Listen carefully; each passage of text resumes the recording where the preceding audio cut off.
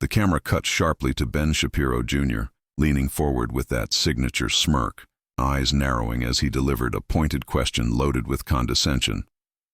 "Congresswoman Crockett," he began, his voice sharp and precise, "how do you justify supporting policies that, according to critics, risk undermining economic stability?"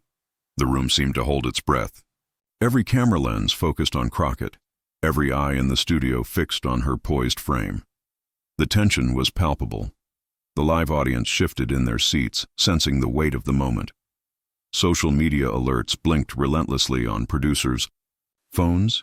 Viewers across the nation were already tweeting, speculating, waiting for the clash to erupt. Crockett turned slowly, eyes steady, voice calm yet commanding. A faint smile played across her lips, but there was no trace of panic or hesitation. Her hand rested lightly on the desk, a gesture of quiet control. The silence stretched, stretching, the anticipation every second amplifying the suspense. Then she spoke. Not with anger, not with defensiveness, but with precise, unflinching clarity. "Are you finished, or should I wait for your assumptions to make sense?" A ripple of shock coursed through the studio. Shapiro's smirk faltered.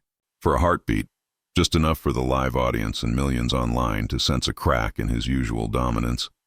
The words hung in the air like a loaded statement, sharp and impossible to ignore. The power had shifted subtly but unmistakably. Cameras captured every flicker of expression, Shapiro blinking rapidly, attempting to regain composure, while Crockett remained a portrait of calm authority. The chat rooms, timelines, and comment sections were already exploding with reactions. Disbelief, awe, admiration. Her composure was magnetic, drawing viewers in as if the tension had been orchestrated solely for this precise moment. And yet everyone knew this was only the opening act. The question wasn't just who would win the verbal exchange. It was what Crockett would do next that would leave the entire media landscape reeling. The anticipation was unbearable, the stakes high. Reputation, credibility, influence, and the power of truth versus bravado all teetered on the edge. But what she said next left the entire media stunned. Washington in 2025 was a city simmering with tension. The nation was navigating a storm of hot-button issues: economic policy debates, social justice movements, immigration controversies, and a fraught election cycle looming on the horizon. Every statement, every interview, every public appearance was dissected, replayed, and debated in real time across countless screens. In this environment, Jasmine Crockett had emerged as a rising force, a lawmaker known for sharp intellect, unwavering principles, and the courage to confront hypocrisy head-on. Ben Shapiro Jr. was no stranger to this high-stakes arena. With a reputation built on rapid-fire debate and meticulously crafted arguments, he had cornered politicians, pundits, and public figures alike. His questions were precise, often laced with subtle provocations designed to unsettle his opponents. Yet his confidence came with a known flaw. Those who underestimated the sharpness of a prepared and principled adversary often found themselves exposed in the harsh glare of live scrutiny. The studio lights gleamed brightly as producers monitored social feeds. Clips of the interview had already begun circulating moments after it started. Headlines hinted at the brewing tension. Crockett faces off with Shapiro Jr. Sparks already fly. Will the rising star hold her ground? The air was electric. The collective attention of the audience, both in studio and online, focused entirely on the exchange. Every word mattered. Every pause carried weight. Crockett had walked into this interview fully aware of the landscape. She understood the power of media narratives and how a single misstep could be amplified across millions of feeds. Yet, she also knew that opportunity often hid within these very high-pressure moments. Each pointed question, each insinuation was not just a challenge. It was a stage to demonstrate intelligence, moral clarity, and unshakable poise. Shapiro Jr., confident in his track record, leaned into his questioning. He pressed on topics that had ignited political debates nationwide, his tone polished yet edged with critique. "Congresswoman," he began, carefully framing his next point, "critics say your positions contradict economic growth priorities. How do you respond to that?" The phrasing was deliberate, designed to provoke defensiveness, to bait her into a reactive posture. But Crockett's reputation preceded her. She didn't flinch, didn't rush. Her mind cataloged the layers of the question, analyzed the implications, and prepared to respond with precision, the kind of response that could silence cynicism and command respect simultaneously. Cameras focused on her subtle expressions, viewers leaned closer to their screens, and the tension swelled. The stakes weren't merely personal, they were symbolic. Here, in this live moment, the clash of ideologies, the battle for public perception, and the demonstration of resilience under pressure were all unfolding in real time. Social media feeds buzzed with anticipation, pundits speculated, and the nation waited to see which narrative would dominate. What Crockett was about to do wouldn't just defend her position. It had the potential to flip the narrative entirely, reshaping not only the interview but the broader conversation about truth, authority, and respect in media spaces. The air was thick with suspense, and everyone knew the world was watching, and in the next moment, the balance of power would begin to shift. Ben Shapiro Jr. had carved out a towering presence in modern political media. From his early days as a sharp-tongued commentator to the founding of his influential podcast network, he became a symbol of precision debate and relentless intellectual rigor in conservative circles. Millions tuned in, hanging on every rapid-fire argument, dissecting every statistic, every phrase, every rhetorical maneuver. His brand was built on meticulous preparation, an encyclopedic knowledge of policy, and an unyielding confidence that often bordered on audacious. Across thousands of clips, debates, and interviews, a clear pattern emerged. Shapiro Jr. excelled when the playing field was controlled. He could pivot seamlessly between topics, anticipate objections, and frame opponents into defensive positions. Viewers were captivated by his ability to dominate conversations, to set the terms of discourse, and to turn nuanced questions into sharp, memorable soundbites. Critics lauded his style for clarity, but detractors argued it could feel combative, dismissive, and sometimes calculatedly harsh. Throughout his career, he had faced formidable opponents, yet he carried himself with an air of invincibility. He had cornered journalists, challenged politicians on live broadcasts, and emerged victorious in countless viral moments that circulated endlessly across social media. Highlights of his most infamous debates were replayed as evidence of his superior debating prowess, a meticulously honed persona that projected dominance and control, but beneath the veneer of confidence lurked subtle cracks that few noticed at first glance. Shapiro Jr.'s overconfidence sometimes led him to underestimate voices that didn't fit the expected pattern. He thrived in the narrative he controlled, but when confronted with unanticipated moral clarity or strategic calm, he could falter. His precision, while impressive, was also a double-edged sword. It demanded constant control, leaving little room for improvisation when the opponent's approach didn't align with the anticipated script. Moreover, his obsession with shaping the narrative often came at the expense of listening. In moments where empathy, nuance, or lived experience entered the conversation unexpectedly, his usual arsenal of statistics and preformed arguments could lose some of its force.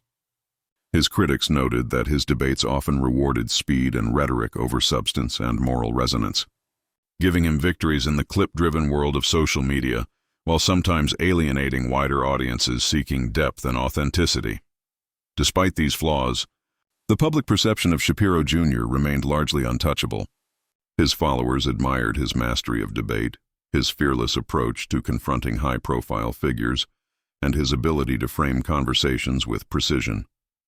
For many, he was the ultimate arbiter of logic and argumentation, a figure whose words carried weight and whose influence extended far beyond the microphone. As he entered the interview room with Jasmine Crockett, he carried all of this experience, all of this reputation, and all of this confidence. He believed the encounter would follow a familiar pattern, a controlled exchange where he asked the difficult questions, and the guest navigated them carefully under his calculated scrutiny. Cameras focused on him, social feeds were already buzzing, and millions of viewers expected another masterclass in debate domination. Yet, what Shapiro Jr. didn't anticipate, what he had never fully encountered, was a voice that could match intellect with moral clarity, wit with precision, and calmness with the subtle fire that disarms even the most formidable opponents. He had never faced someone whose preparation wasn't just about facts, but about strategy, identity, and the lived experience that gave each word extraordinary weight. In the moment before the interview began in earnest, the tension was electric. Shapiro Jr., confident in his record, leaned into his first question, expecting compliance, hesitation, or at most a polite counter. But this time, the room held a different energy. Crockett's poised demeanor, the quiet authority in her posture, and the unspoken strength in her gaze hinted at a reckoning Shapiro Jr. had not foreseen.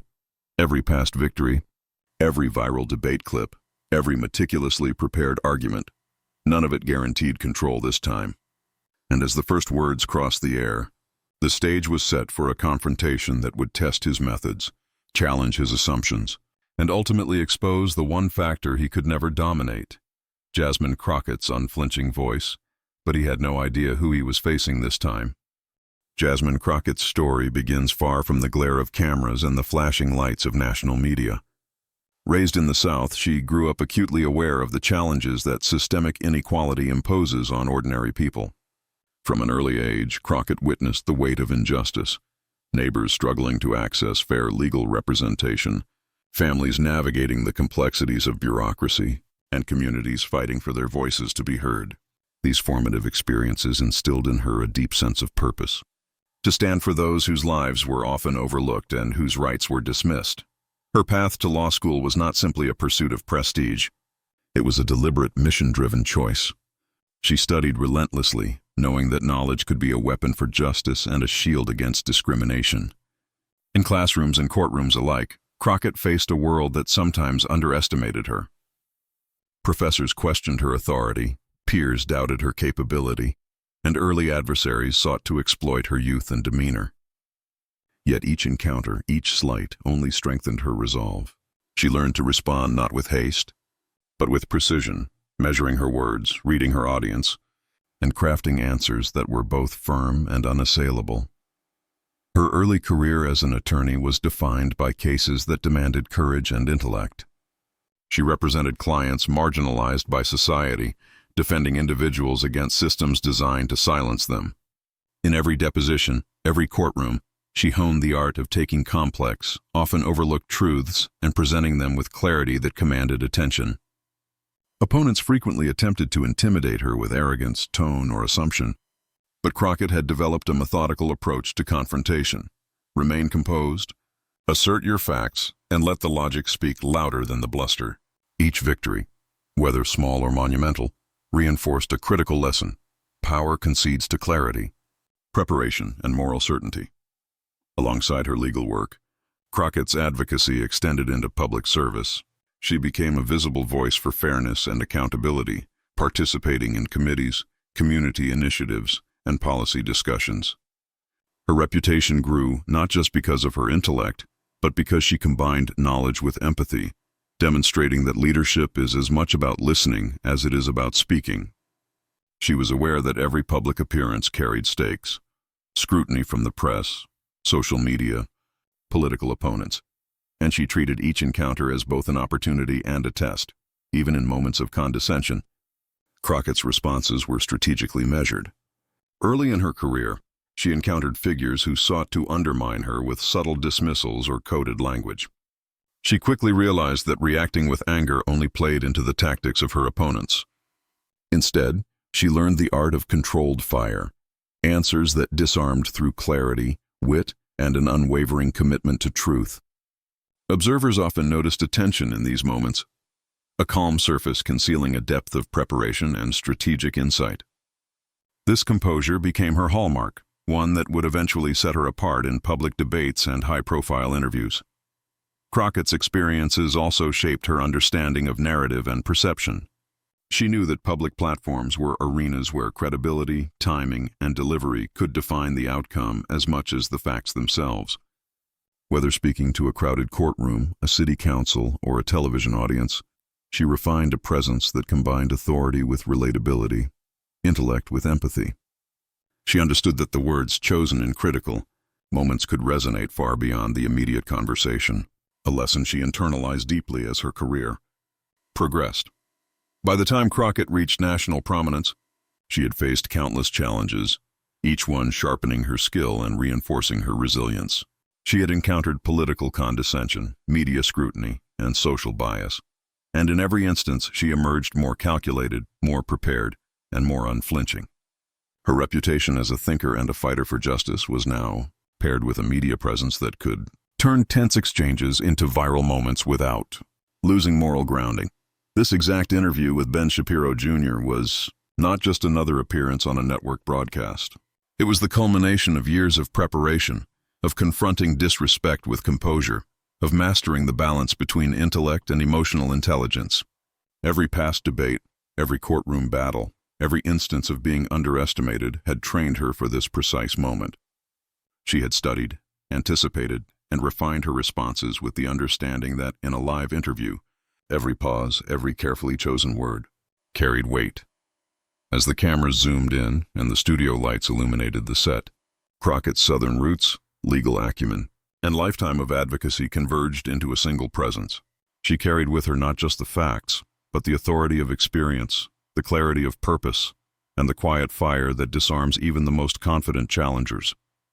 She was poised, calm, and ready, fully aware that the world would be watching, and that every word could echo far beyond the studio walls. And in that instant, as Shapiro Jr. leaned forward with his first pointed remark, Crockett's composure was a testament to years of preparation. Every challenge she had faced, every slight, every underestimation, it all led to this confrontation. The stage was set, the stakes were clear, and the audience could already sense the shift. This was not merely a debate. This was the moment her life had prepared her for. And this exact moment, this interview, this exchange, this clash of intellect and moral clarity, was what she had been ready for, with every ounce of strategy, precision, and strength honed to perfection. The studio buzzed with intensity as Ben Shapiro Jr. leaned forward, eyes sharp, voice rapid, launching into a barrage of pointed arguments. His delivery was precise, rehearsed, calculated to overwhelm.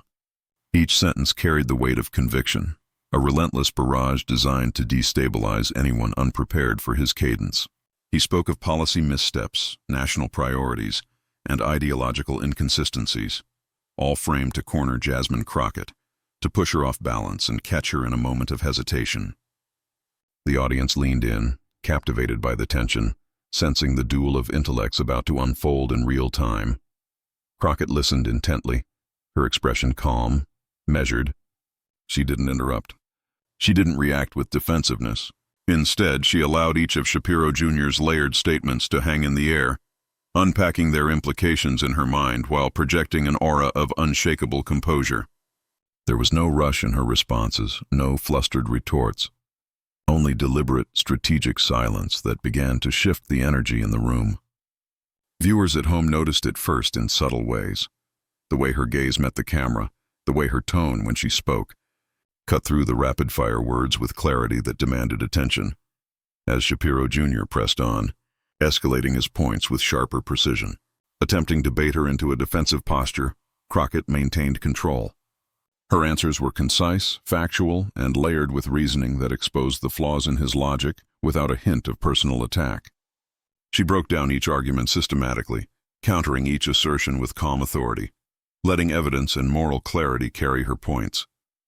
The contrast between his agitation and her measured confidence became impossible to ignore. The tension in the room thickened. Cameras captured every subtle shift, a flicker of doubt across Shapiro Jr.'s face, a slight pause in his cadence, the realization that the dynamic had changed. Viewers could feel it even without seeing the studio. The rapid-fire questioning was no longer dictating the pace. Crockett's calm dismantling of his points had inverted the power structure. What had begun as a performance of dominance from Shapiro Jr. now teetered on the edge of unraveling under her steady presence. Every rebuttal from Crockett carried weight, drawing attention not only to the facts but to the underlying principles Shapiro Jr. had glossed over. She highlighted inconsistencies, contextualized complex issues, and framed her responses around both legality and ethics. Each answer was a masterclass in turning pressure into an advantage, converting potential intimidation into an opportunity to assert her authority. The audience's perception shifted. The narrative was no longer about her being challenged. It was about her commanding the room. Even as Shapiro Jr. attempted to regain momentum, Crockett's calm fire refused to be silenced. Her composure became a mirror reflecting his faltering certainty. The live audience shifted in their seats, sensing the pivot. A journalist renowned for his relentless debate style now facing a force of intellect and moral precision he hadn't fully anticipated. Online viewers captured the moment in real time, tweeting, streaming, and sharing clips, each replay magnifying her dominance over the exchange.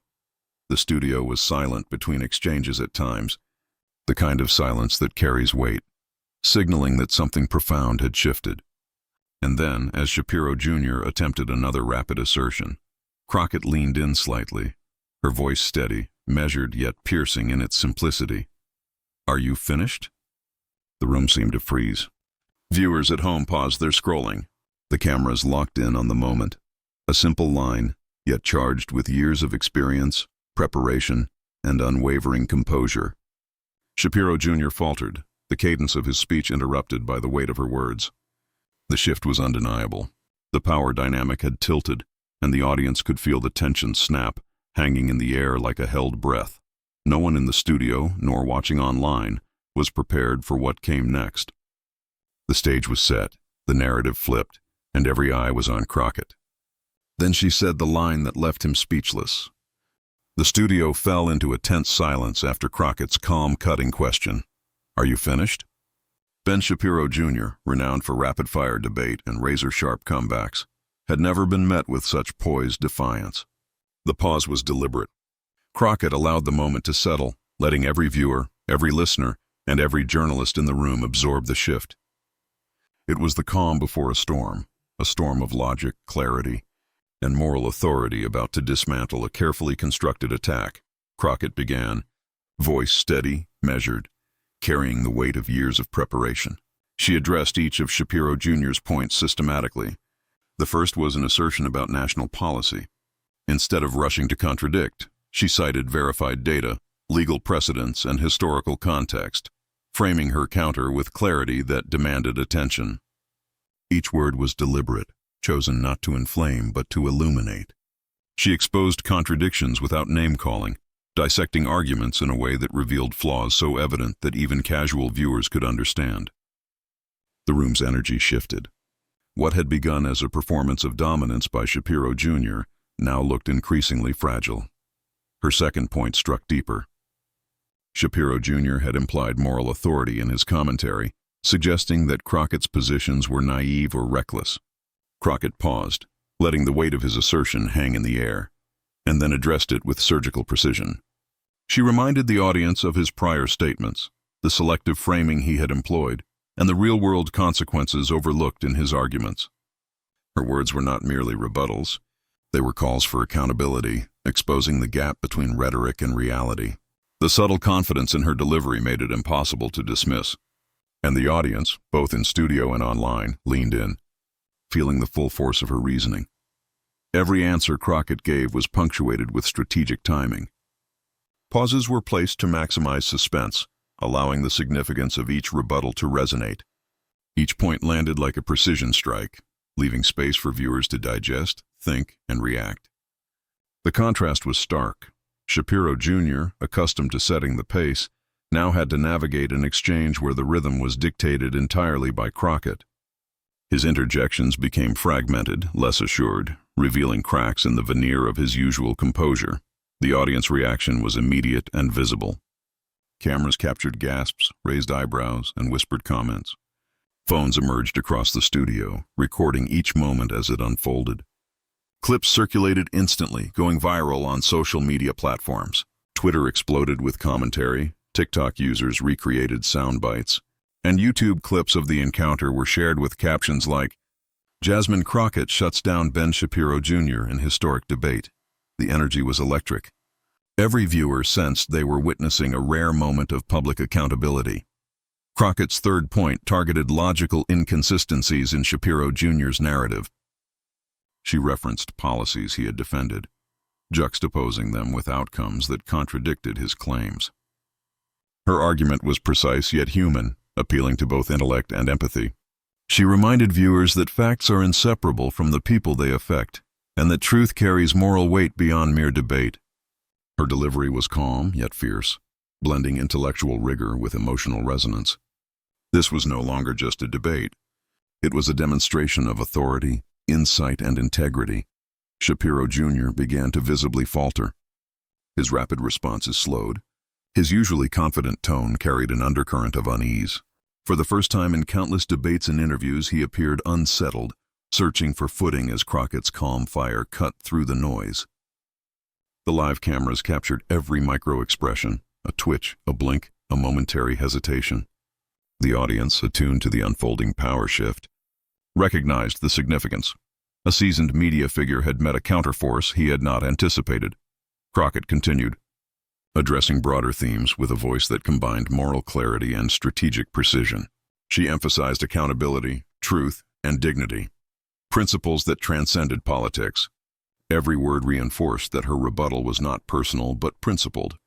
She carefully balanced the intellectual takedown with ethical grounding, ensuring that her victory was not just tactical, but moral.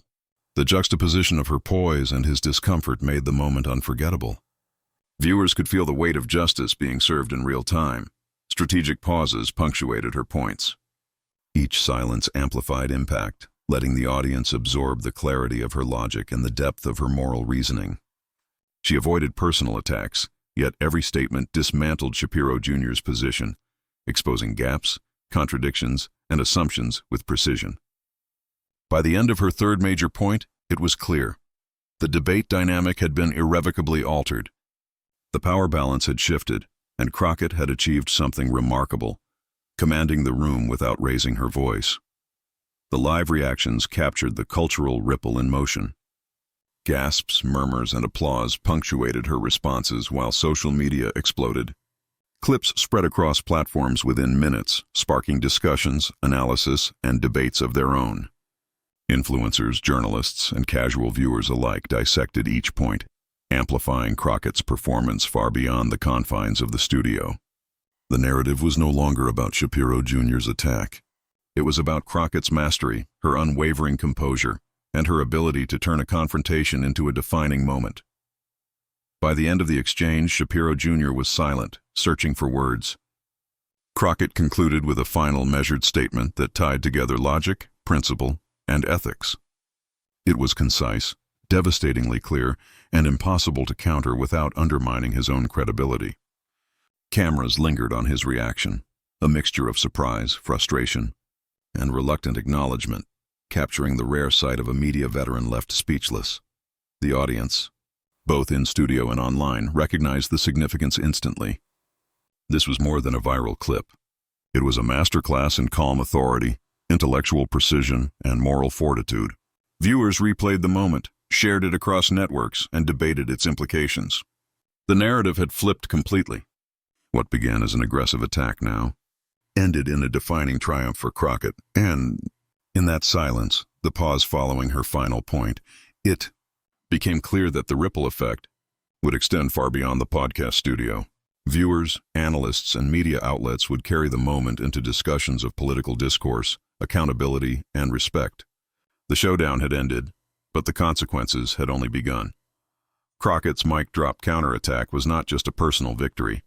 It was a cultural moment, a viral testament to the power of preparation, poise, and principle. And the ripple effect went far beyond the podcast studio. The moment Crockett delivered her precise, devastating counterattack, the digital world erupted. Within seconds, Twitter lit up with notifications, retweets, and trending hashtags. Crockett destroys Shapiro skyrocketed to the top of trending topics, while Dark Speechless and podcast Clapback followed closely behind. Millions of viewers, both casual and devoted followers, were sharing clips, screenshots, and commentary, each reacting to the unprecedented sight of a seasoned media personality rendered silent by a single, composed rebuttal. TikTok users seized on the moment, creating short, viral clips that highlighted the most cutting lines. One popular version juxtaposed Crockett's calm, unwavering expression with Shapiro Jr.'s stunned reactions. Captioned, "When logic meets arrogance and wins." Memes spread like wildfire, Shapiro blinking in disbelief, exaggerated reaction faces, animated graphics of Crockett dismantling arguments with surgical precision. The humor was sharp, but beneath the jokes was a collective acknowledgement of her authority and poise. Commentators and analysts quickly weighed in. Political journalists dissected her points in detail, noting the strategic use of timing, moral framing, and factual accuracy. Opinion writers praised her for maintaining composure under fire, pointing out that this was more than a debate. It was a masterclass in commanding attention and respect. Podcast hosts replayed the exchange, pausing to highlight the subtle yet decisive moments where she turned the tide. The analysis was unanimous. Crockett's approach had rewritten the playbook for responding to aggressive questioning. Influencers and celebrities joined the conversation, sharing clips with captions like, "This is how you handle condescension." Politicians, across the spectrum, were forced to comment. Some offered praise for her eloquence and intellect. Others acknowledged the cultural resonance of the moment without fully endorsing her politics. Every mention, every share, magnified the reach, ensuring that the encounter moved beyond the studio and into national awareness. Even casual viewers were drawn in, discussing the incident at workplaces, on group chats, and within online communities. Hashtags created a shared language, a way to signal alignment with dignity and respect in public discourse. Memes and commentary not only entertained but educated audiences on the stakes of media accountability and ideological debate. It became clear that this wasn't just a fleeting viral clip. It had sparked conversation, reflection, and debate nationwide. Media outlets began publishing analyses that placed the exchange in broader context. Headlines framed it as a clash of intellect versus aggression, highlighting the symbolic importance of Crockett's calm, informed rebuttal. Some outlets compared it to historic moments of public figures challenging dominant voices, emphasizing the cultural and social significance.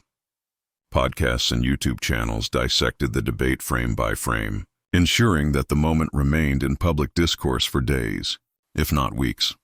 The conversation online began to expand beyond the personalities involved.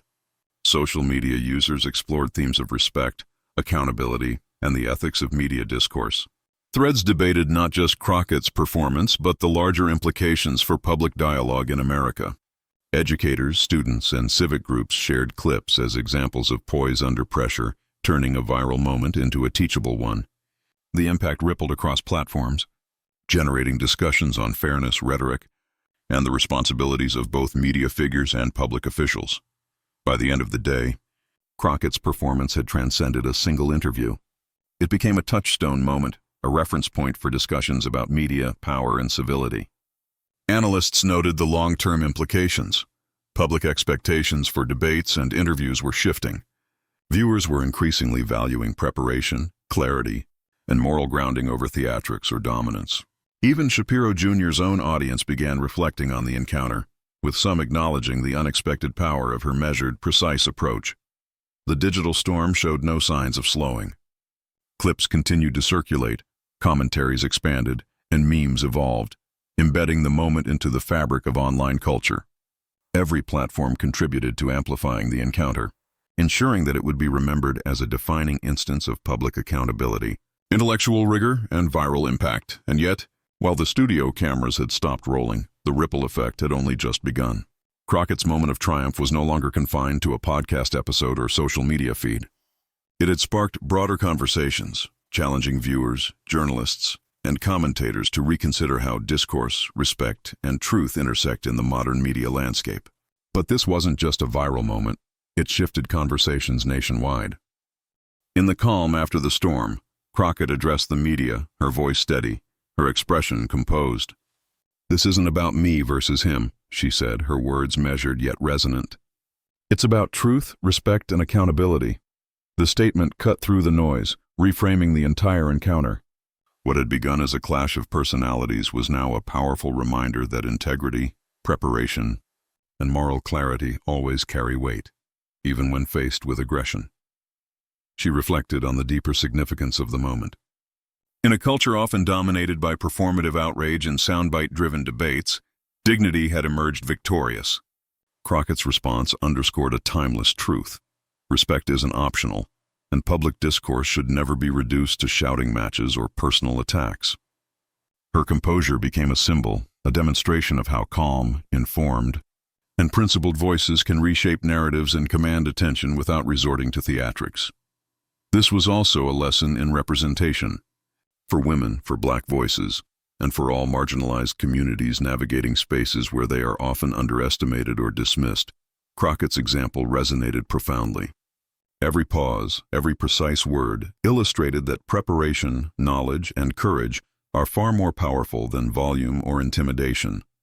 She showed that standing firm in your truth is not just an act of personal strength. It is a beacon for those who look to leadership, justice, and fairness for guidance. Crockett extended her reflection to the broader American context. Democracy relies on discourse that is rooted in facts, accountability, and ethical responsibility. The encounter was a microcosm of the larger struggles in society. The tension between truth and spectacle, between integrity and aggression, between justice and performative power. By maintaining her composure and framing her argument with clarity, she reminded the nation of what constructive debate should look like and why it matters. Her tone was not one of triumphalism, but of empowerment. Crockett highlighted that resilience is not about overpowering others. It's about grounding yourself in principles, staying informed, and refusing to be derailed by intimidation. Every viewer watching, whether live or online, witnessed a masterclass in responding to hostility with poise, intelligence, and ethical certainty. This lesson transcended politics. It was about human dignity, moral courage, and the kind of leadership that inspires trust, admiration, and followership. The universal moral extended beyond a single media exchange. Crockett's approach illuminated how society can hold public figures accountable while also respecting the dignity of all participants. It encouraged viewers to consider their own responses to confrontation, to stand firm in their convictions, and to choose clarity over chaos. It reminded Americans that civility and integrity are not weaknesses, but the foundation of meaningful engagement, representation, and justice. As the conversation settled into reflection, Crockett's final insight lingered. Moments like these are not just media spectacles. They are opportunities for collective learning, growth, and inspiration. How one responds when faced with aggression, disrespect, or misrepresentation can redefine the narrative and set a precedent for others. Her example served as a call to elevate discourse, prioritize truth, and honor the values that form the backbone of American democracy. And yet, the question remained, echoing in the minds of viewers, journalists, and fellow leaders alike. When integrity meets aggression, when moral clarity confronts arrogance, how do we respond? This was the challenge Crockett left for the nation, a question that demanded thought, courage, and action. So how do we respond when integrity meets aggression? This was more than just a clash on a podcast. It was a moment that left one of the media's most prominent voices stunned, a reminder that words grounded in truth, justice, and integrity have the power to stop even the loudest aggression in its tracks.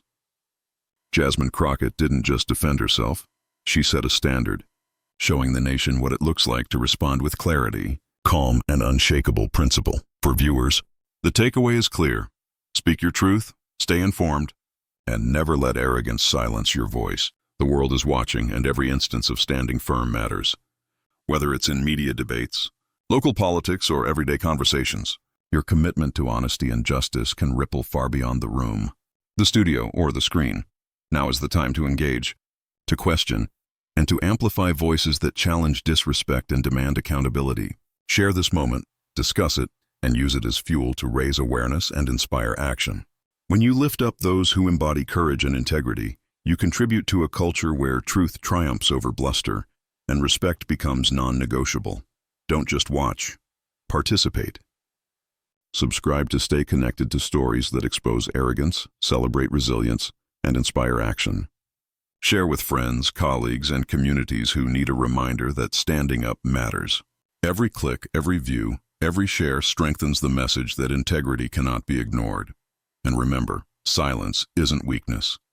Sometimes it's the sound of truth winning. In every confrontation, every debate, and every moment of challenge, let that principle guide you.